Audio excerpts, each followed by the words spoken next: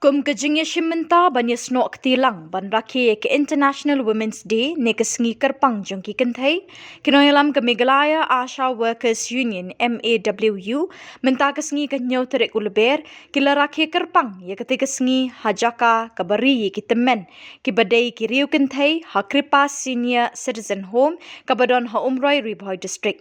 Hakini kesngi rakhi ke International Women's Day lalam khmat di kinong lamba khmat ke Meghalaya Asha Workers Union ki bakentup ya ke Presiden ke kong Mirajun Mersing, ke Sekretari ke kong Wan Shailang Walang, ke Advisor ke kong Suni Kharjana, bat kiwei harengkat ke Jingedonlang ke kong Victoria Walang, ke beri terai ya ketika Jakasa.